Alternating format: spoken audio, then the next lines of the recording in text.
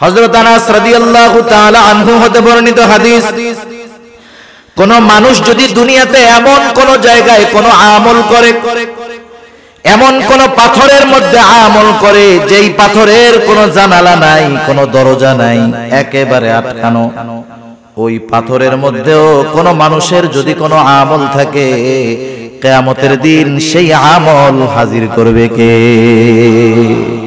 আল্লাহ তাআলা কোরআনুল কারীমের মধ্যে বলেন, ওয়ানাদাউল মাওয়াজিনাল কিসতা লিয়াউমিল কিয়ামাতি ফালা তুযলামু নাফসুন শাইআ ওয়া ইন কানা মিসকালা হাববাতিন মিন খারদালিন আতাইনা বিহা ওয়া কাফা বিনা হাসিবিন। আল্লাহ তাআলা বলেন, আমি কিয়ামতের দিন ইনসাফের বিচারালয় কায়েম করব, ন্যায় বিচারের আদালত কিয়ামতের দিন আমি আল্লাহ কায়েম করব।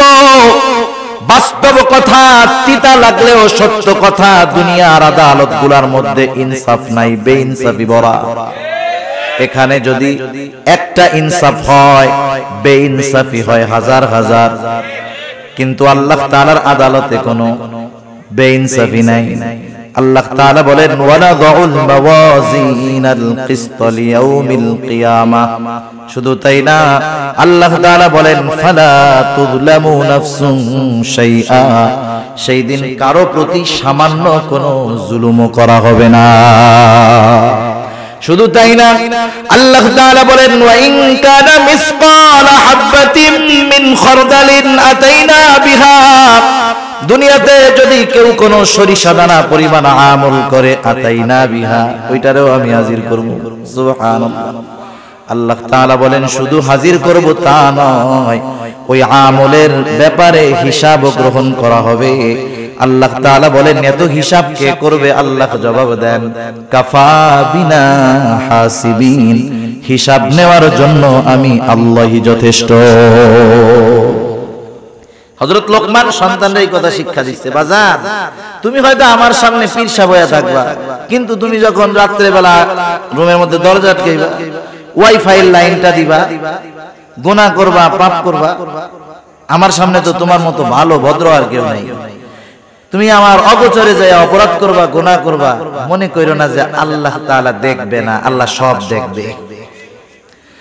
হযরত লোকমান সেই কথাই বলেন, ও আমার বৎস, তোমার কোন আমল যদি সরিষা দানা পরিমাণ হয়, ওই আমলটা যদি পাথরের মধ্যে থাকে, শুধু তাই না, মিসকালা হাববাতিন মিন খারদালিন ফাতাকুন ফি সখরাতিন, সেটা যদি পাথরের মধ্যে থাকে, আও ফিস সামাওয়াত, সেটা যদি আসমানেও থাকে, আও ফিল আরদ, সেটা যদি জমিনের সাথেও মিশে থাকে, আল্লাহ তাআলা সেই আমলটা হাজির করবেন। ইয়াতি বিহাল্লাহ, ওই আমলটাও হাজির করবে কে?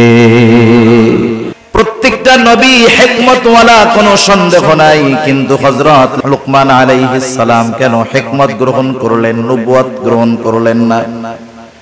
ওনাকে যখন প্রশ্ন করা হলো, উনি তখন বললেন, শোনো, নিঃসন্দেহে নবুয়ত এটা অনেক সম্মানজনক একটা কাজ, কিন্তু আল্লাহ সুবহানাহু ওয়া তাআলা আমাকে নিজের থেকে নবুয়তের জিম্মাদারি দেন নাই, বরং আমাকে অপশন দিয়েছেন।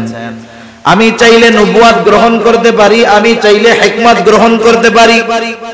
নবুয়ত যদি আমি গ্রহণ করতাম, এই নবুয়তের যেই জিম্মাদারি, যেই দায়িত্বটা ছিল, যদি কখনো এই দায়িত্বের ভিতরে কোনো কমতি পড়তো, কোনো ত্রুটি বিচ্যুতি হতো, আল্লাহ তাআলার কাছে এই ব্যাপারে আমার জবাবদিহিতা করতে হতো।